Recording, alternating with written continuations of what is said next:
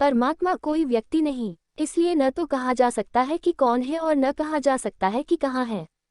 परमात्मा तो एक अनुभव है, जैसे प्रेम एक अनुभव है। कोई पूछे प्रेम कौन है, प्रेम कहाँ है, तो प्रश्न निरर्थक होगा, उसका कोई सार्थक उत्तर नहीं हो सकता। लेकिन परमात्मा के संबंध में हम सदियों से ऐसे प्रश्न पूछते रहे हैं, क्योंकि पंडित पुरोहित यही समझाते रहे हैं कि परमात्मा व्यक्ति है। परमात्मा है इस पूरे विराट अस्तित्व का नाम। तो या तो यहाँ है या कहीं भी नहीं है। देख सको तो अभी है, न देख सको तो कभी नहीं है।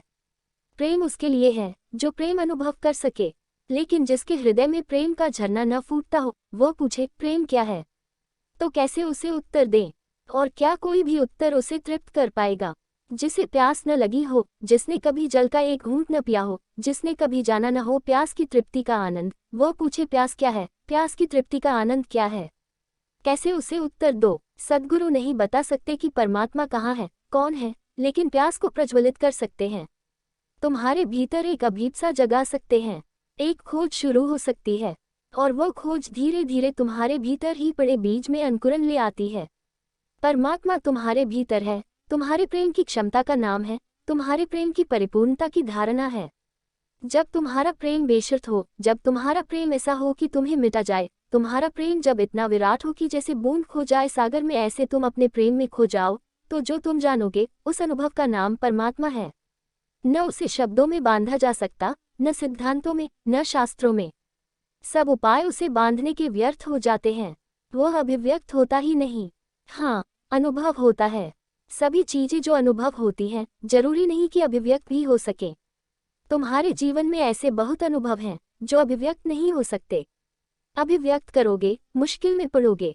तुम जानते हो समय क्या है, लेकिन कोई अगर ठीक ठीक पकड़ ले तुम्हें और पूछे कि आज जानकर ही रहूंगा कि समय क्या है, तब तुम थोड़ा चौंकोगे, उत्तर तुम न दे पाओगे। और ऐसा नहीं कि तुम नहीं जानते कि समय क्या है, तुम जानते हो, भली भांति जानते हो, लेकिन जो जानते हो उसे जना देना जरूरी नहीं है।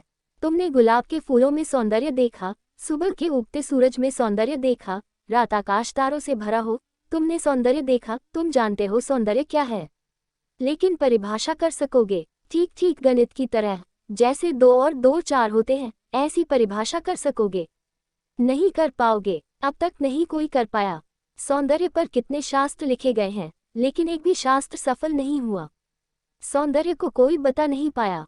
सौंदर्य को जाना है लोगों ने, तुम भी जान सकते हो, लेकिन सौंदर्य को जानने के लिए एक संवेदनशीलता चाहिए, प्रमाण नहीं। हृदय में अनुभव का झरोखा चाहिए। तुम नाच सको सूरज को उगता देखकर, तुम फूल को खिलते हुए देखकर आश्चर्य विमुग्ध हो सको, तुम तारों से भरी रात से आंदोलित हो सको, तुम्हारे भीतर गीत के झरने फूटने लगे, तो तुम जान पाओगे सौंदर्य क्या है। और परमात्मा तो परम सौंदर्य है। तुमने प्रेम किया है, न किया हो परम प्रेम, लेकिन ऐसा कोई मनुष्य है जिसने प्रेम न किया हो? पत्नी को किया हो, बेटी को किया हो, माँ को किया हो, मित्र को किया हो, किसी न किसी को तुमने चाहा है, इतना चाहा है कि अपना जीवन भी दे सको, लेकिन बता सकोगे प्रेम क्या है? ये छोटे मोटे प्रेम भी अभिव्यक्त नहीं होते, और परमात्मा तो प्रेम की पराकाष्ठा है। विमला, जानना ही चाहती हो कि परमात्मा क्या है, तो झुकने की कला सीखो, समर्पित होने का राज समझो। अकड़े खड़े हैं हम, अपने अहंकार में जकड़े खड़े हैं हम, और जानना चाहते हैं परमात्मा क्या है। परमात्मा को भी मुट्ठी में रखना चाहते हैं।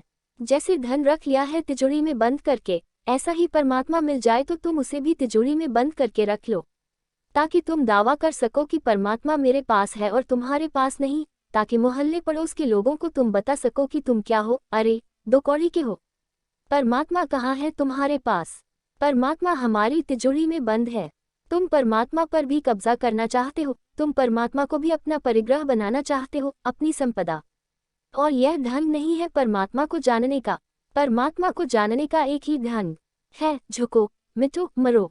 गोरख ने ठीक कहा है, म्र ही जोगी म्र, म्र मरन है मीठा, तिस मरनी म्र, जिस मरनी गोरख मरी दीठा। गोरख ने कहा है कि मैंने एक ऐसी मीठी मृत्यु पाई है, वही मैं तुमसे कहता हूँ कि तुम भी मरो, वैसी ही मीठी मृत्यु मरो। मीठी और मृत्यु, अहंकार मरे तो इससे मधुर कोई अनुभव नहीं है, अहंकार मरे तो अमृत का स्वाद मिले। और गोरख कहता है, ऐसी मरने की एक कला है कि मैं मरा तो मैंने देखा, जिस मरनी मरी गोरख दीठा। एक ऐसी भी मृत्यु है जो महाजीवन से जोड़ देती है, और एक ऐसा भी जीवन है जो हम केवल क्षुद्र में गंवाते हैं। होशियार प्रज्ञावान तो मृत्यु को भी परमात्मा का द्वार बना लेते हैं, और नासमझ मूल जीवन को भी परमात्मा के लिए दीवार बना लेते हैं। झुको ताकि उसका हाथ तुम्हारे सिर पर पड़ सके, उसके पैरों पर सिर रखो। मत पूछो कि उसके पैर कहाँ हैं, तुम जहाँ सिर रख दोगे वहीं उसके पैर हैं। वृक्ष के सामने झुक जाओगे तो वहीं उसके पैर हैं। पत्थर के सामने झुक जाओगे तो तुमने पत्थर को रूपांतरित कर दिया। पाषाण भी परमात्मा हो जाता है तुम्हारे झुकने से, क्योंकि तुम्हारे झुकने से तुम्हारे भीतर कोई संवेदनशीलता का द्वार खुलता है, तुम्हें दिखाई पड़ना शुरू हो जाता है। अहंकार का पर्दा है आंख पर, और तो कोई पर्दा नहीं है। झुकना सीखो और मत पूछो किसके सामने झुकना है, वे तो सब बहाने हैं। मंदिर में झुको कि मस्जिद में, काबा में झुको कि काशी में, सब बहाने हैं।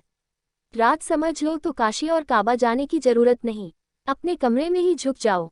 पतंजलि ने अद्भुत सूत्र दिया है, योग सूत्रों में इससे ज्यादा बहुमूल्य और कोई सूत्र नहीं है। पतंजलि ने बड़े साहस की बात कही है। सत्य को पाने की विधियों की चर्चा में एक विधि कही है, परमात्मा। परमात्मा और विधि, हम तो आमतौर से सोचते हैं कि परमात्मा तो सारी विधियों का लक्ष्य है, लेकिन पतंजलि कहते हैं कि परमात्मा केवल एक आलंबन है, एक निमित्त मात्र जिससे कि तुम मिट सको। बहाना है एक, जैसे खूंटी पर कोट टांग देते हैं, खूंटी ना हो तो खीली पर टांग देते हैं, खीली ना हो तो द्वार दरवाजे पर टांग देते हैं। इससे क्या फर्क पड़ता है, कोट कहीं भी टंग जाता है। ऐसे ही समर्पण कहीं भी टंग जाता है। समर्पण असली है, कहाँ तुमने टांगा, यह असली सवाल नहीं है। समर्पण की कला सीखो विमला। अहंकार को थोड़ा विसर्जित करो। मत पूछो परमात्मा कहाँ है, कौन है, उसका कोई पता है, कोई ठिकाना है, कोई चिट्ठी पत्री लिखनी है उसको। एक आदमी ने परमात्मा को पत्र लिखा, पत्नी बीमार थी और सब उपाय कर चुका, कोई उपाय काम ना आए। जब कोई उपाय काम ना आए तब आदमी परमात्मा का ध्यान करता है। सोचा परमात्मा को ही पत्र लिख दूं। सीधा सादा आदमी था, लिखा कि 50 रुपये जल्दी भेज दो। मिले परमात्मा को, केयर ऑफ पोस्टमास्टर जनरल। और क्या करें, पोस्टमास्टर जनरल को चिट्ठी मिली, मिले परमात्मा को चिट्ठी पढ़ी, उसे भी दया आ गई कि आदमी निश्चित बहुत दुख में होगा। बहुत पीड़ा से लिखी थी कि पत्नी के लिए दवा चाहिए और 50 रुपये अब भेज ही दो। अब बिना 50 रुपये के काम नहीं चलेगा। पोस्टमास्टर ने और मित्रों को ऑफिस में बताई चिट्ठी, सबने मिलकर 40 रुपये इकट्ठे किए और कहा कि चलो जितने हुए उतने भेज दो। 40 रुपये मनियादा से उस आदमी के नाम भेज दिए। लौटती डाक से उसकी चिट्ठी आई कि हे प्रभु, वही परमात्मा को मिले, केयर ऑफ पोस्टमास्टर जनरल, कि आपने रुपये भेजे सो तो ठीक, मगर दोबारा कभी भी भेजे तो सीधे सीधे भेजना, मापत मत भेजना, क्योंकि इस पोस्टमास्टर जनरल ने 10 रुपये अपना कमीशन काट लिया। तुम्हें कोई चिट्ठी लिखनी है परमात्मा को, लेकिन लोगों की धारणा यही रही है परमात्मा के बाबत, जैसे वह कोई व्यक्ति है दूर आकाश में बैठा हुआ, जिसको पुकारना है, जिससे प्रार्थना करनी है, जिससे निवेदन करना है। वह दूर आकाश में बैठा हुआ कोई भी नहीं है। हवा के कण कण में जो है, सूरज की किरण किरण में जो है, वृक्षों के पत्तों पत्तों में जो है, तुम में जो है, मुझ में जो है, बाहर जो है, भीतर जो है, उसका दूसरा नाम परमात्मा है। अब कोई पूछे कि जो है वह कहाँ है, तो प्रश्न फिजूल लगेगा। कोई पूछे जो है वह कौन है, तो प्रश्न फिजूल लगेगा। परमात्मा शब्द के साथ जोड़ने से प्रश्न सार्थक मालूम पड़ता है, क्योंकि परमात्मा से हमारा अर्थ ही व्यक्ति का हो गया है, और जो है उसे पाने के लिए कहीं भी जाने की जरूरत नहीं है। यही खोलो अपने हृदय के द्वार, और कल पर भी मत टालो, आज ही खोलो, अभी खोलो। लेकिन लोग परमात्मा के संबंध में जिज्ञासा करते हैं, अभीप्सा नहीं। जिज्ञासा अभीप्सा का भेद स्मरण रखना। जिज्ञासा तो एक तरह की बुद्धि की खुजलाहट है, जैसे कि सिर में खुजलाहट चले। अगर तुम न खुजाओ तो कितनी देर चलेगी। अगर तुम एक दिन जिद ही कर लो कि आज खुजाएंगे नहीं, तो कुछ सेकंड कि कुछ मिनट, फिर खुजलाहट अपने आप विदा हो जाएगी। कोई सदा जिंदगी भर थोड़े ही चलती रहेगी। जिज्ञासा खुजलाहट है, क्षणभंगुर है, उठी और गई, जब तक तुम पूछते हो तब तक ही समाप्त हो जाती है। जिज्ञासा बचकानी है, कुतूहल। परमात्मा क्या है, कौन है? अभीप्सा चाहिए। अभीप्सा यानी प्यास, और ऐसी प्यास की प्राण संकट में हो, जैसे कोई आदमी रेगिस्तान में भटक जाए और पानी न मिले दिनों तक, तो क्या वह पूछेगा पानी क्या है? क्या वह पूछेगा कि पानी का वैज्ञानिक सूत्र क्या है? अगर तुम समझाओगे भी उसको कि घबरा मत, पानी में क्या रखा है, H2O, उद्भजन और ऑक्सीजन, दो गैस के मिलने से पानी बनता है, तो वह कहेगा कि महाराज मुझे क्षमा करें, मुझे न ऑक्सीजन से कोई प्रयोजन है, न भजन से कुछ प्रयोजन है। पानी। मुझे प्यास लगी है, जैसे मरुस्थल में प्यास लगे। रोआ रोआ प्यास से भरा हो। वह कुछ मिनट 2 मिनट में भूल थोड़े ही जाएगा, घड़ी 2 घड़ी में भूल थोड़े ही जाएगा। जितना समय बीतेगा उतनी प्यास गहरी होने लगेगी, उतने प्राणों को छेदने लगेगी। अभीप्सा चाहिए, विमला, जिज्ञासा नहीं। अभीप्सा हो तो परमात्मा को पाने से ज्यादा सरल और कुछ भी नहीं, और जिज्ञासा हो तो परमात्मा को पाने से ज्यादा कठिन और कुछ भी नहीं। जिज्ञासा बचकानी है। पूछ लिया। अच्छे अच्छे प्रश्न लोग पूछने के आदी हो जाते हैं। ऐसा लगता है अच्छे प्रश्न पूछे तो सिद्ध होता है हम अच्छे आदमी हैं। देखो कैसा गजब का प्रश्न पूछा। परमात्मा कहाँ है, कौन है, क्या है? दार्शनिक प्रश्न पूछा, तात्विक प्रश्न पूछा। लेकिन ये तुम्हारी प्यास है, अभीप्सा है। अगर मैं कहूँ कि परमात्मा से मिला देता हूँ, मिटने की तैयारी है, तो तुम कहोगी कि जरा पति से पूछना पड़े, क्योंकि शास्त्र तो कहते हैं कि पति ही परमात्मा है। तो तुम कहोगी कि अभी तो छोटे बाल बच्चे हैं, अभी इनकी देखभाल करनी है, फिर कभी आऊंगी। मिटने की तैयारी नहीं है। परमात्मा मिल सकता हो तो क्या भेंट चढ़ाने की तैयारी है? लोग सड़े नारियल चढ़ाते हैं, दूसरों के बगीचों से फूल चुरा लेते हैं और चढ़ाते हैं। लोगों ने बड़ी तरकीबें निकाल ली हैं, खोटे सिक्के चढ़ा आते हैं। आदमी को धोखा देते हो तो देते हो। मैं एक मंदिर के पास रहता था कुछ दिन तक, रायपुर में। तो मैंने उस पुजारी से पूछा कि पैसों में कभी जो चढ़ोतरी में आते हैं, खोटे भी आते हैं? उसने कहा, खोटे के अतिरिक्त और आता ही क्या है? जो पैसे कहीं नहीं चलते, घिस गए, पिस गए, जिनको कोई लेने को तैयार नहीं, उनको लोग चढ़ा आते हैं। कम से कम एक फायदा है कि भगवान ये तो नहीं कह सकता कि नहीं लूंगा, कि यह खोटा है। और नारियल की दुकानें मंदिरों के सामने ही होती है, वे ही नारियल वर्षों से चढ़ रहे हैं। तुम चढ़ा आते हो दिन में, रात पुजारी फिर दुकानदार को दे जाता है, फिर सुबह बिकने लगते हैं। किसी को फिक्र ही नहीं कि नारियल के भीतर अब कुछ नहीं बचा है, सब सड़ गया है। लेकिन परमात्मा को धोखा देना आसान मालूम पड़ता है। कोई रुकावट तो डालता नहीं, कोई बाधा तो है नहीं, और ये सड़े नारियल सस्ते मिलते हैं। लोग कह आते हैं कि मेरे लड़के को नौकरी लगा दोगे तो नारियल चढ़ाऊंगा, कि मेरी पत्नी की बीमारी ठीक हो जाएगी तो इतने का प्रसाद बांट दूंगा। परमात्मा को भी रिश्वत देने की तुम्हारी धारणा है। इससे कभी कभी मुझे लगता है इस देश से रिश्वत मिट नहीं सकेगी, क्योंकि रिश्वत धार्मिक है और ये देश है धर्म प्राण। जब हम परमात्मा तक को नहीं छोड़ते तो ये छोटे मोटे पुलिस वाले, तहसीलदार, deputy collector, deputy minister, chief minister, इनको छोड़ें। और जब परमात्मा तक लेने को तैयार है, सड़े नारियल तक ले लेता है, तो इन बेचारों की क्या बिसात। अरे बड़े बड़े बहे जा रहे हैं, तो तुम जानते हो कि इनको भी दिया जा सकता है, और देने में तुम्हें कोई अड़चन नहीं मालूम होती। दुनिया में शायद भारत अकेला देश है जहां रिश्वत देने वाले को कोई अपराध भाव अनुभव नहीं होता, न लेने वाले को कोई अपराध भाव अनुभव होता है। अपराध भाव अनुभव होता ही नहीं। मेरे एक मित्र बचपन से ही इंग्लैंड में रहे, वही बड़े हुए, फिर भारत आए तो उनके चाचा ने उनसे पूछा, पिताजी तो उनके इंग्लैंड में रहते थे, चाचा उनके यहाँ रहते थे। चाचा जी ने उनसे पूछा कि क्या नौकरी करते बेटा, कितनी तनख्वाह मिलती बेटा, ऊपर से क्या मिलता है? सरलता से। यहाँ तो सभी से पूछा जाता है कि भाई ऊपर क्या? ऊपर की बात है, इसमें बुराई कहाँ है? उनको तो भारत के धार्मिक रंगों ढंगों का कुछ ख्याल न था। गुस्से में आ गए, चांटा मार दिया अपने चाचा को, और मुझसे आकर बोले कि बड़ी झंझट हो गई, कलह मची हुई है घर में। चाचा कहते हैं 1 मिनट नहीं रुकने दूंगा, निकलो यहाँ से। बात क्या हुई? मैंने पूछा। उन्होंने कहा कि बात ये हुई, वे मुझसे पूछते हैं कि ऊपर क्या मिलता है। मुझे इतना नीचा समझा है कि तनख्वाह के ऊपर भी और कुछ लूं। यह मेरा अपमान है। मैंने कहा कि तुम भारत में बड़े नहीं हुए, इसलिए तुम्हें भारतीय शिष्टाचार और सभ्यता का कुछ पता नहीं है। ये तो बिल्कुल स्वाभाविक प्रश्न है, कोई न पूछे तो समझो कि अशिष्ट है। तुमने चांटा मारकर बहुत बुरा किया।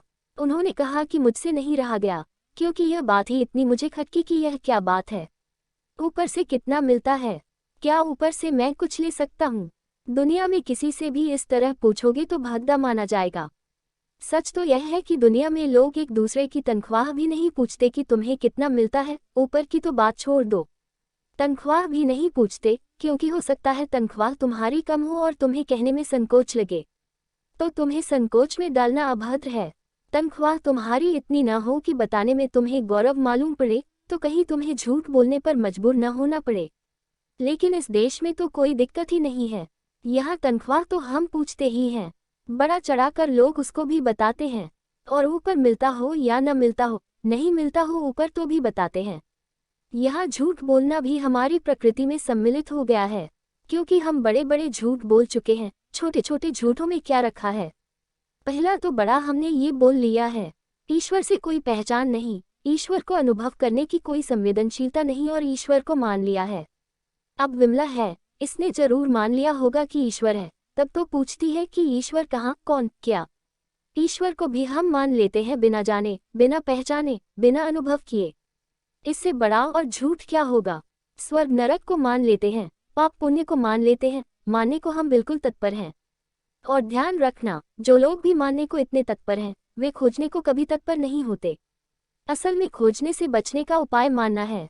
मानने का अर्थ यह है कि भैया माने लेते हैं, अब सिर न खाओ, अब खोज की क्या जरूरत? हम बड़े बड़े झूठ मान लिए हैं, तो छोटे मोटे झूठों में क्या दिक्कत? मुल्ला नसरुद्दीन अपनी पत्नी के सौंदर्य की प्रशंसा कर रहा था कि स्वर्ग की परी है, स्वर्ग की परी, स्वर्ग से उतरी है, क्या नाक नक्शे परमात्मा ने अपने हाथों से गढ़ी है। और तो किसी ने देखी नहीं थी उसकी पत्नी, सिर्फ चंदूलाल ने देखी थी। चंदूलाल कुड़बुड़ा रहा था भीतर ही भीतर। फिर मुल्ला ने कहा कि चंदूलाल, बोलते क्यों नहीं कुछ, कहते क्यों नहीं कि जो मैं कह रहा हूँ वह सच है? तुमने तो मेरी पत्नी देखी नहीं, स्वर्ग से उतरी नहीं, चेहरा मोहरा परमात्मा ने बनाया। अब चंदूलाल दुबले पतले आदमी है, कौन झंझट ले? यह मुल्ला उपद्रवी है, एकांत में पाकर फिर दचकेगा पक्केगा। सो चंदूलाल ने कहा कि भैया बिल्कुल ठीक कह रहे हो, स्वर्ग से ही उतरी है और परमात्मा ने ही नाक नक्श बनाया है। सिर्फ जरा भूल हो गई, जब स्वर्ग से गिरी तो चेहरे के बल गिरी। सो और तो सब ठीक है, चेहरा बिल्कुल नष्ट हो गया। लोग आदी हो गए हैं, और एक झूठ को मान लो तो फिर 25 झूठ उसमें से निकलने शुरू होते हैं। विमला, तुझसे कहा किसने कि परमात्मा है? मानने की जरूरत क्या? हाँ, जरूर जानना है, क्या है? मत कहो परमात्मा, सिर्फ क्या, और तब सम्यक यात्रा शुरू होगी। क्या है? क्योंकि इस परिवर्तनशील जगत में कुछ तो होगा जो अपरिवर्तित है, नहीं तो ये परिवर्तन भी संभालेगा किस पर? गाड़ी का चाक चलता है तो एक कील पर चलता है जो ठहरी रहती है। अगर कील भी चले तो चाक न चले तो गाड़ी भी गिर जाए। कील तो ठहरी रहती है, चाक चलता है, ठहरी हुई कील के आधार पर ही चलता हुआ चाक है। इतना परिभ्रमण चल रहा है, चांद तारे चल रहे हैं, इतना परिवर्तन चल रहा है, मौसम के बाद मौसम, फूलों के बाद फूल, इस अनंत यात्रा पथ को कोई तो कील संभालती होगी। वह क्या है जो सबको संभाले है? वह क्या है जो सबका आधार है? परमात्मा को बीच में मत लाओ अभी, क्योंकि वह शब्द बीच में ले आने से सुलझाना कठिन हो जाएगा।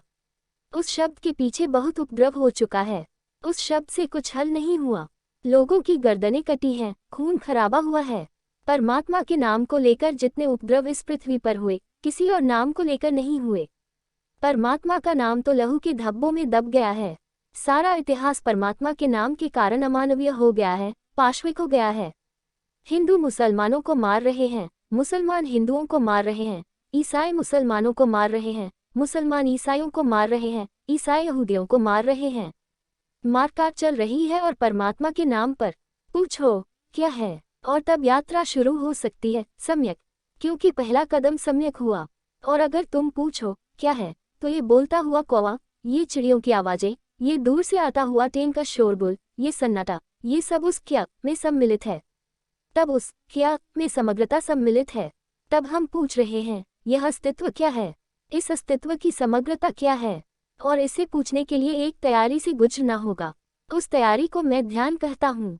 ध्यान का अर्थ होता है, हमने अब तक जो जाना, जो माना, जो समझा, जो बूझा, उस सब को हटाकर एक तरफ रख दो, ताकि चैतन्य का दर्पण उसे प्रतिफलित कर सके जो है। शांत हो जाओ, वहां से उत्तर मिलेगा। मैं उत्तर नहीं दे सकता, न गुलाल उत्तर दे सकते हैं, न कबीर, न फरीद, कोई उत्तर नहीं दे सकता। ये बातें प्रश्न उत्तर की नहीं हैं, ये बातें बहुत गहरी हैं। प्रश्न उत्तर तो लहरों की तरह हैं, सागर की सतह पर होते हैं। ये बातें तो सागर की गहराई की हैं। हाँ, ध्यान में तुम्हें उत्तर मिलेगा। और मजा यह है, बड़ा रहस्यपूर्ण, बड़ा पहेली जैसा कि जब तुम्हारे सारे प्रश्न गिर जाएंगे तब उत्तर मिलेगा। क्योंकि जब तक मन प्रश्न उठा रहा है तब तक उहापोह चल रहा है, द्वंद्व मचा हुआ है, धुआं उठ रहा है। तुम्हारे चित्त में प्रतिपल धुआं उठ रहा है। तुम तो गीली लकड़ी हो, आग तो लगती नहीं, जलकर राख भी नहीं होते, धुआं ही धुआं हो। दो मित्र हनीमून के लिए पहाड़ों पर गए थे। सुबह सुहागरात के बाद दोनों होटल के बगीचे में मिले। पहले मित्र ने पूछा, सब ठीक ठाक है? पत्नी कहाँ है, क्या कर रही है? तो दूसरे ने कहा, काश मुझे पहले से पता होता तो कभी मैं इस झंझट में न पड़ता। बस बैठी बैठी धुआं उड़ा रही है। धूम्रपान की आदत रही होगी।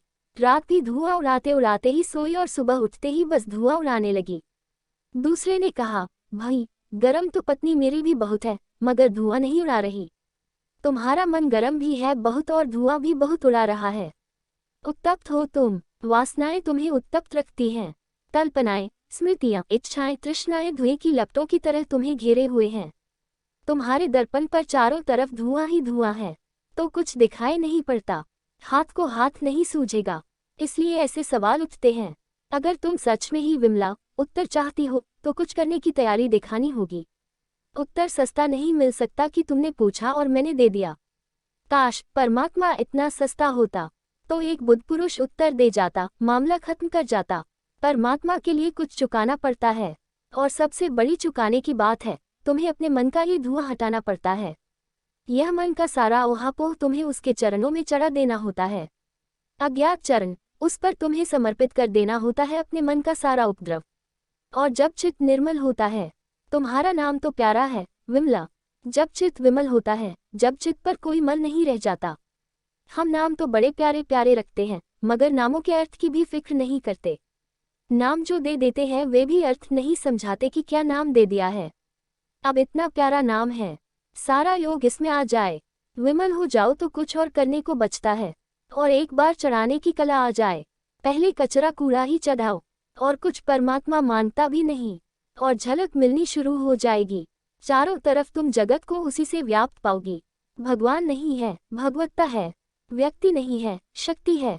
और एक बार चढ़ाने की कला आ जाए तो फिर प्राण और तरफेंगे की कितना चढ़ाऊं, सब चढ़ा दूं, क्योंकि जितना चढ़ाओ उतना ही स्पष्ट होने लगता है। स्वदेश, तुम सोचते हो कभी सच में दूध दही की नदियां बहती थीं? दूध दही की नदियां बहती तो बड़ी मुश्किल हो जाती। कुछ मछलियों का भी ख्याल करो, नहाते कहाँ, वस्त्र इत्यादि धोते कहाँ। कुछ गाय भैंसों का भी ख्याल करो, इनका क्या करते। नदियां तो पानी की ही शोभा देती हैं, दूध दही की नदियों की जरूरत नहीं है। ये तो प्रतीक है, ये तो केवल कहने के ढंग है, कहने की बात है। इतनी सी बात कि कभी देश समृद्ध था, लेकिन कुछ बड़ा समृद्ध था ऐसा भी नहीं। राम के जमाने में, जिसको महात्मा गांधी राम राज्य कहते थे, मैं नहीं कह सकता हूँ। राम का राज्य भी राम राज्य नहीं था, क्योंकि आदमी बाजारों में बिकते थे, गुलाम होते थे। दूध दही की नदियां बहती थीं, आदमी बाजारों में बिकते थे साग सब्जी की तरह। स्त्रियां बाजारों में बिकती थीं और दूध दही की नदियां बहती थीं, और साधारण जन ही खरीदते हों ऐसा भी नहीं है। शास्त्र कहते हैं ऋषि मुनि भी खरीदते थे। खाक ऋषि मुनि रहे होंगे, आदमी को खरीदने में भी संकोच न खाया। और हम चलाए जाते हैं, चिल्लाए चले जाते हैं कि बड़े त्यागी, बड़े व्रती। नीलामी होती थी आदमियों की, दाम लगते थे। राजा महाराजा धनी लोग आते थे बाजारों में खरीदने, दाम लगाने। वह तो ठीक, ऋषि मुनि भी आते थे। संस्कृत में पत्नी और वधू पर्यायवाची नहीं है। पत्नी तो कहते हैं विवाहिता स्त्री को, और वधू को कहते हैं जिसको तुम बाजार से खरीद लाए। वह नंबर 2 की पत्नी है, बाजार से खरीदी हुई। अब तो वह अर्थ खो गया, क्योंकि अब बाजार में आदमी नहीं बिकते। गरीब तो लोग रहे ही होंगे, नहीं तो कौन बाजारों में बिकने को राजी होता। तुम जरा सोचो, भूखे मरते हुए लोग तो रहे ही होंगे, नहीं तो कौन अपने बच्चों को बेचता है। तुम जरा सोचो। लेकिन हमें एक अहंकार है, हमें ही नहीं सारी दुनिया में सभी देशों के लोगों को ये पागलपन होता है कि उनका अतीत बड़ा सुंदर था, बड़ा गौरवपूर्ण था। इससे दिल को धार से बंधता है, हिम्मत मिलती है, इससे अहंकार को खड़ा करने के लिए बल मिलता है। अतीत तो हमारे हाथ में है, जैसा चाहो वैसा रचो। इतिहास तुम्हारे हाथ में है, जैसा चाहो वैसा बनाओ। मैं नहीं मानता कि कभी भी दूध दही की नदियां बहती थीं। हाँ, लोग इतनी परेशानी में नहीं थे, उसका कारण कोई रामराज्य नहीं था, उसका कारण संख्या थी।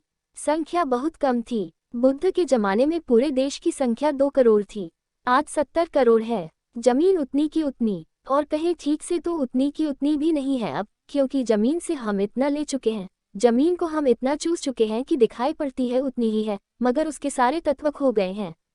लौटाया हमने कुछ भी नहीं है। हम लेते ही चले गए। आखिर जमीन को भी वापस चाहिए। तुम जब फसल काट लेते हो तो तुमने जमीन के बहुत से तत्व फसल में निकाल लिए, और फिर हमारे देश में हम आदमियों को गड़ाते भी नहीं। कम से कम आदमी गड़ाओ तो जो कुछ खाया पिया हो, हड्डी मांस मज्जा बना हो, वापस मिट्टी में जाए। उसको जला देते हैं, तो जो भी उसने खाया पिया उसको राख कर दिया। इस तरह हम इन 2500 सालों में पृथ्वी को जलाते रहे हैं। आखिर हो तो तुम मिट्टी से बने, और मिट्टी के जो जो तत्व थे, उर्वरा तत्व थे, उन सबको हमने नष्ट कर दिया। अब गरीबी न हो तो क्या हो, भूखमरी न हो तो क्या हो। गरीबी उन दिनों भी थी, लेकिन देश के पास इतनी जमीन थी कि आदमी अपने खाने पीने लायक कमा लेता था। मगर तुम यह मत सोचना कि गरीब और अमीर के बीच फासला नहीं था। बहुत बड़ा फासला था, शायद आज से भी ज्यादा बड़ा फासला था। आज गरीब से गरीब आदमी भी जो कपड़े पहने हुए हैं, वे रामचंद्र जी को उपलब्ध नहीं थे। तुम क्या सोचते हो टेरिकाट और टेरिलिन रामचंद्र जी को उपलब्ध थे? तुम उन कल्पनाओं में मत उड़ो कि रामचंद्र जी हवाई जहाज में उड़ा करते थे। साइकिल भी नहीं थी, हवाई जहाज में उड़ते और हाथ में धनुष बाण लेकर चलते। जरा कुछ तो सोचो, इनमें कोई तुक है? जरा हवाई जहाज में जाओ धनुष बाण लेकर, भीड़ इकट्ठी हो जाएगी, तमाशा देखने लगेंगे लोग कि भैया तुम्हें क्या हो गया? 26 जनवरी पर जा रहे हो क्या दिल्ली? आदिवासी हो, क्या बात है? आदिवासी भी सिर्फ 26 जनवरी के लिए रखते हैं तैयार अपना सामान, बाकी समय भूल जाते हैं। 26 जनवरी को घिस घिसा कर ठीक ठाक करके पहुंच जाते हैं। हवाई जहाज वगैरह का सवाल नहीं था, हमारी कल्पनाएं हैं। सारी दुनिया में ये कल्पनाएं हैं, और कल्पनाओं के पीछे कारण हैं। आदमी सदा से आकाश में उड़ना चाहता रहा है। जब से उसने पक्षियों को उड़ते देखा है, तब से उसके मन में भी उड़ने की आकांक्षा रही है। उसी आकांक्षा को अभिव्यक्ति मिली है। एक गांव में रामलीला हुई, लंका जीत ली राम ने, पुष्पक विमान की राह देख रहे हैं। पुष्पक विमान उतरा तो सही, मगर इसके पहले कि वे दोनों बैठ पाते, लक्ष्मण जी और रामचंद्र जी और सीता मैया की जिस घिर्री में पुष्पक विमान चलाया जा रहा था, ऊपर छिपे आदमी ने घिर्री खींच दी, पुष्पक विमान उठ गया। चढ़ ही नहीं पाए तो लक्ष्मण जी ने पूछा, बड़े भैया अगर आपके पास टाइम टेबल हो तो जरा देखकर बताओ कि दूसरा जहाज कब छूटेगा। कहाँ का टाइम टेबल, कहाँ का दूसरा जहाज? रामचंद्र जी ने गुस्से से देखा लक्ष्मण जी की तरफ कि चुप रह, कल्पनाओं के जाल में मत उलझो। टाइम टेबल भी नहीं था, हवाई जहाज की तो तुम छोड़ दो। तुम पूछते हो ये कैसी दुर्दशा है कि भारत में जहाँ दूध दही की नदियाँ बहती थी, वहाँ अब शुद्ध दूध भी क्यों उपलब्ध नहीं होता? उद्धरण, स्वदेश अशुद्ध भी उपलब्ध होता है, ये चमत्कार है। 70 करोड़ की संख्या, और तुम्हारी गौ माताएं, जिनको न भोजन है, न घास पात है, न चिकित्सा की सुविधा है। सारी दुनिया में सबसे ज्यादा गौ माताएं हमारे देश में हैं, और सबसे कम दूध। हमारे यहाँ श्रेष्ठतम गाय 500 लीटर दूध देती है। श्रेष्ठतम, जापान में श्रेष्ठतम गाय 3000 लीटर दूध देती है, और इजरायल ने तो सबको मात कर दिया। इजरायल में श्रेष्ठतम गाय 3500 लीटर दूध देती है। पूछो अपने शंकराचार्यों से कि मामला क्या है। हम गौमाता की इतनी पूजा करते हैं और गौमाता हम पर नाराज क्यों है? और ये दुष्ट मलेच, इन पर गौमाता बड़ी प्रसन्न है। तुम बस पूजा ही करते रहे। पूजा से कहीं कुछ होता है? पूजा से कुछ नहीं होता। जीवन को विज्ञान चाहिए, और भारत ने 5000 सालों में कोई विज्ञान पैदा नहीं किया। ये हमारी दुर्दशा का कारण है। तुम शायद सोचते होगे कि हमारी दुर्दशा का कारण है कि लोग अब पूजा पाठ ठीक से नहीं करते, हनुमान चालीसा ठीक से नहीं पढ़ते, कि हनुमान जी नाराज हो गए हैं, कि काली माई प्रसन्न नहीं है, कि गणेश जी गुस्से में बैठे हुए हैं, इसलिए दुर्दशा हो रही है। इसलिए दुर्दशा नहीं हो रही। जीवन की बाह्य समृद्धि के लिए विज्ञान चाहिए, भीतरी समृद्धि के लिए धर्म चाहिए।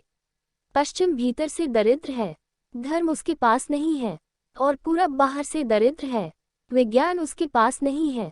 और अब तक हम एक ऐसा समन्वय पैदा नहीं कर पाए कि विज्ञान और धर्म साथ साथ विकसित हो सके। वही मेरी दृष्टि है, वैसा मैं चाहता हूँ। मैं अपने सन्यासी को चाहता हूँ कि वह बाहर और भीतर की दोनों समृद्धियों को साथ साथ संभाले।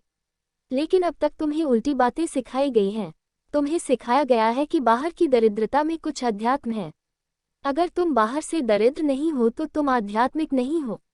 इस तरह की मूलतापूर्ण बातें सिखाई जाएंगी तो परिणाम भी आने वाला है। फिर तो दरिद्रता में लोग गौरव ले रहे हैं। दुर्दशा कैसी? ये तो अध्यात्म है। पहले लोग संसार को त्यागते थे, अब त्यागने की जरूरत नहीं, त्यागने को कुछ बचा ही नहीं, अब सभी त्यागी हैं। इस देश में तो त्यागी और महात्यागी है ही नहीं कुछ त्यागने को अब। लेकिन ये 5000 साल के गलत शिक्षण का, गलत संस्कारों का परिणाम है। बाहर की समृद्धि को अस्वीकार करने की कोई आवश्यकता नहीं है। मनुष्य देह भी है और आत्मा भी, और परमात्मा संसार भी है, मोक्ष भी। जिस दिन हम ऐसा देखेंगे, जिस दिन हम इन दोनों को एक साथ समझेंगे, ये एक ही सिक्के के दो पहलू हैं, उस दिन विज्ञान और धर्म के बीच तालमेल हो जाएगा। धर्म को दावे नहीं करना चाहिए वैज्ञानिक सत्यों के, जो कि धर्म करता रहा। गलत दावे, झूठे दावे। वर्षा न हो तो यज्ञ करो, कोई लेना देना नहीं यज्ञ से वर्षा का। कितने तो यज्ञ कर चुके तुम, क्या परिणाम है? लेकिन मूर्ता ऐसी है कि करोड़ों रुपये हम जला देंगे और फिर कोई नहीं पूछता कि वर्षा हुई या नहीं। विश्व शांति के लिए भी हम यहाँ यज्ञ करते हैं और कोई नहीं पूछता कि विश्व शांति होती क्यों नहीं। इतने तो यज्ञ हो चुके, अब कब तक करते रहोगे? इसका कोई संबंध नहीं है।